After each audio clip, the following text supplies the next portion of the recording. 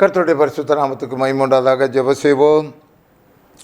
நேற்று இன்று மாறாதவரே, நம்பிக்கைக்குரியவரே, எந்த மனுஷனையும் புறம்பே தள்ளாதவரே, நீடிய பொறுமை உள்ளவரே, நீண்ட சாந்தம் உள்ளவரே, ஆண்டவரே, தேவரீர் அவனவனுக்கு அளிக்கிற பலன் ஆண்டவர் உம்மோடு கூட வருகிறபடியால் உம்மை சோத்தரிக்கிறோம். எங்கள் அனைவருடைய இதயத்தின் தியானத்தை நீர் அறிந்திருக்கிறீர் கர்த்தாவே. இந்த நாளிலும் கர்த்தாவே, எங்களுடைய தியானங்களை நீங்கள் ஆசீர்வதித்து தாங்க ஆண்டவரே. இந்த எங்களுடைய சிந்தனைக்குள்ளாக நீங்கள் வாங்க கர்த்தாவே. எங்களுடைய போக்கிலே எங்களை விடாதபடி ஆண்டவரே, பரிசுத்த ஆவிக்குள்ளாக பரிசுத்த ஆவியானவர் தம்மை கட்டுப்படுத்த வேண்டுமாறு ஜெபிக்கிறேன். இந்த நாளின் சத்தியத்தை ஆசீர்வதித்து கொடுங்க. இயேசு மூலம் வேண்டுகிறேன் நல்ல பிதாவே, ஆமேன் ஆமேன். அருமையானவர்களே, இந்த நாளில் அமித்தாயின் குமாரனே கேள், அமித்தாயின் குமாரனே கேள் என்பதாக சத்தியம் உங்களுக்கு வருகிறது. அருமையானவர்களே, அமித்யாவின் குமாரனே கேள் என்ன என்று பார்க்கின்ற பொழுது, கர்த்தருக்கு பிரியமானவர்களே, இந்த அமித்தாயின் குமாரன் ஆண்டவரிடத்திலே வாக்குவாதம் பண்ணுகிறவராக இருக்கிறார். அவருக்கு ஆண்டவரை ரொம்ப பிடிக்கும், ரொம்ப ரொம்ப ரொம்ப ஆண்டவரை பிடிக்கும். ஆண்டவருடைய கொள்கையினாலே அவர் ஈர்க்கப்பட்டவர். ஆனால் ஆண்டவருடைய என்ன ஒரு கொள்கைக்கு அவருடைய கொள்கையையும் ஆண்டவருடைய கொள்கையையும் அவர் என்ன செய்கிறார் என்றால், இந்த அமித்தாயின் குமாரன் என்ன செய்கிறார் என்றால், தன்னுடைய இஷ்டத்துக்கு ஆண்டவரை கொண்டு வர வேண்டும் என்று நினைக்கிறார். இன்றைக்கும் அநேகம் பேர் என்ன நினைக்கிறார்கள் என்றால், நான் நினச்சபடி தான் நடக்கணும், இப்படி தான் இருக்கணும், அப்படி தான் இருக்கணும், கடவுள் ஏன் எனக்கு செவி கொடுக்க மாட்டார் என்று இவருக்குள்ள நமக்குள்ளாக ஒரு கேள்வியை வைத்துக்கொண்டு, நமக்குள்ளாக ஒரு சிந்தனை வைத்துக்கொண்டு, நான் இப்படி இப்படி இப்படி இப்படி கர்த்தர் இந்த லைனில் வந்துடணும்னு நினைக்கிறார். இப்போ பாருங்க, இந்த அமித்தாயின் குமாரனுடைய எண்ணங்கள் கர்த்தரை பற்றி மிகவும் உயர்வாக இருந்தது. யாருக்கும் அப்படி உயர்வாக இல்லை. ஆனால் ஒரு விஷயத்தில் அவர் டவுன் ஆகிடுறாரு. இப்போ இந்த அமித்தாயினுடைய குமாரனுடைய எண்ணம் எப்படி இருந்துச்சுன்னா, யோனா 4:2 கர்த்தாவே, நான் என் தேசத்தில் இருக்கும்போதே நான் இதை சொல்லவில்லையா? இது நிமித்தமே நான் முன்னமே தரிசிக்கு ஓடிப்போனேன்.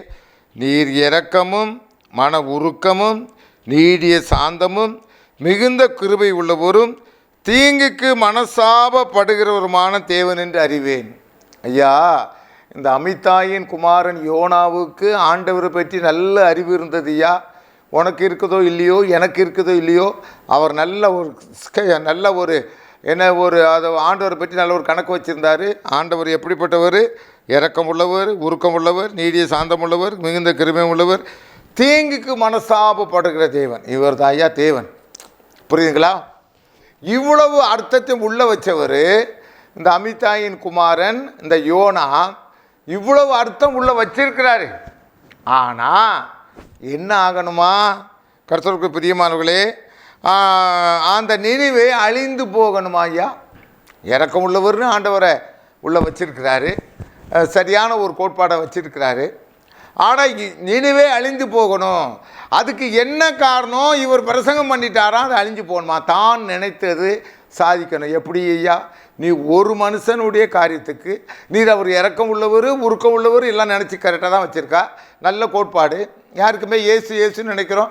இயேசுனுடைய கிரியைகள் என்ன, இயேசுனுடைய சுபாவம் என்ன, எதுவுமே தெரியாது. இன்றைக்கி இந்த காரியம் நடக்கணும், அவன் அழிஞ்சு போகணும்னா அழிஞ்சு போகணும். அது எப்படி ஆண்டவர் விடுவார்? அவர் தான், நீ தான் உனக்குள்ளேயே ஒரு கோட்பாடு வச்சுருக்கியே. அவர் இரக்கம் உள்ளவர், தயவு உள்ளவர், தீங்குக்கு மனசாப்படுற தேவை. ஆனால் தீங்கு நடக்கணுமா? எப்படி இருக்கு பாருங்க. அமித்தாயினுடைய குமாரனுடைய எண்ணம் எப்படி இருக்குயா? இதெல்லாம் கரெக்டாக தான் வச்சுருந்தாரு.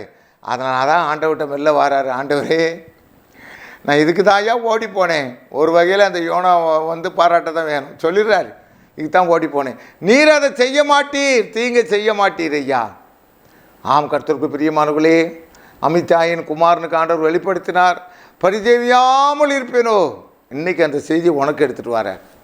அன்றைக்கி அமித்தாயின் குமாரனுக்கு சொன்னதை இன்றைக்கி உனக்கு கொண்டு வரார். ஏன் உனக்கு இன்னும் ஆண்டவர் ஆயுள் நீடிப்பு கொடுத்துருக்கிறார்? ஏன் உன்னை போக்கில் நீ எவ்வளவு செஞ்சுக்கிட்டு இருந்தாலும், சத்தியத்தை அறிஞ்சாலும் எதிர்த்து நின்று போயின்னு அப்படி அலையிறிய, சர்ச்சில் அப்படி திமுற அலையிறிய, உன்னை ஏன் தண்டிக்கலை ஆண்டவர்?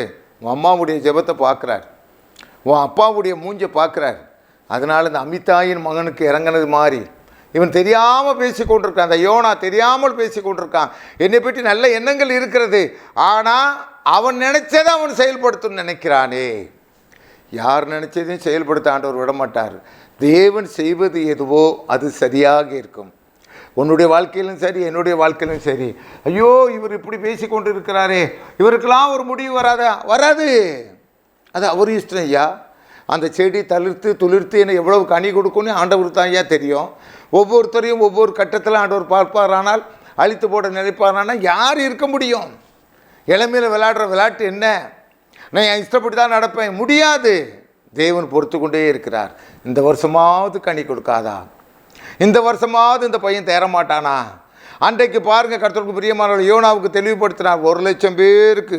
அதற்கு கர்த்தர் யோனா 4:10 அதற்கு கர்த்தர், நீ பிரயாசப்படதும் நீ வளர்க்காதும் ஒரு ராத்திரிலே முளைத்ததும் ஒரு ராத்திரிலே அழிந்து போனதுமான ஆமனுக்காக பரிதவிக்கிறியே, யோனாவே எங்கே போனியோ?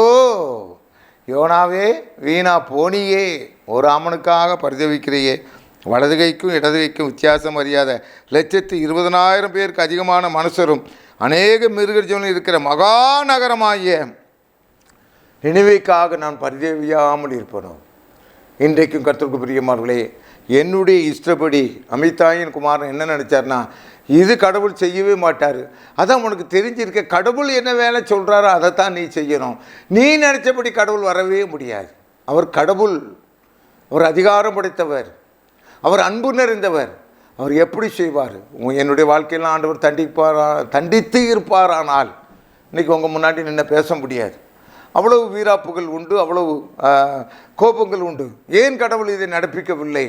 ஏன் பார்த்தீர்கள் என்றால், ஒரு 10 வருடம் கழித்து அந்த தம்பி ரட்சிக்கப்பட்டிருப்பார், ஆண்டவரை ஏற்றிருப்பார். ஒரு மனிதனையும் நரகத்துக்கு போவதுக்காக ஆண்டவர் ரத்தம் சிந்தவே இல்லை. நல்லா பார்த்துக்கிடுங்க. உங்களுக்கு எனக்கு அவர் செய்கிறது பாவமாக இருக்கலாம், ஆனால் ஆண்டவர் சொல்கிறார், என் பையன் இந்த வருஷம் திருந்திருவான், இந்த வருஷம் கோயில் விஷயத்தில் அவன் வந்து நிற்பான், அவன் கோயிலுக்கு விரதமாக பேசிகிட்டு இருக்கான். சில பேருடைய முரட்டு குடங்கள், சில பேருடைய சுரண்டல்கள் அவனை பேச வைக்கிறது. அவனை நான் திருத்தி விடுவேன், அவனை நான் எடுத்து விடுவேன், எனக்கு உகந்த ஆட்களாக கொண்டு வந்து விடுவேன். கர்த்தருடைய நீடிய பொறுமை உண்மையில் இருக்கிறது. கர்த்தருடைய நீடிய தயவு உண்மையில் இருக்கிறது. உனக்காக காத்து கொண்டிருக்கிறார். நீ மனம் திரும்ப வேண்டும் என்பதற்காக காத்து கொண்டிருக்கிறார். கர்த்தர் நல்லவர் என்பதை ருசித்து பாரு. அவர் மேலே நம்பிக்கையை வையே. இந்த அமிதாயின் குமாரனே மாதிரி ஏதாயிலும் ஏடாகூடமாக ஓடிக்கொண்டு இருக்காதே. நீ எங்கே போனாலும் ஆண்டவர் இழுத்துருவாரியா. உன்னை ஆண்டவருக்கு ரொம்ப நல்லா பிடிக்கிறது. உன்னை தேவனுக்கு நல்லா பிடிக்கும். உன்னுடைய பக்தியை அறிந்திருக்கிறார், உன்னுடைய கோபத்தை அறிந்திருக்கிறார். நீ சில ஊழியக்காரர்கள் மூலமாக காயப்பட்டு, நீ துன்பப்பட்டு, நீ ஆண்டவரை மறுதளித்து கொண்டிருக்கிறாய். ஆண்டவர் சொல்லுகிறார், நான் உனக்கு என்ன செய்தேனப்பா? நான் உனக்கு என்ன துரோகம் பண்ணினேன்? நான் உன்னை எப்பொழுது கைவிட்டேன்?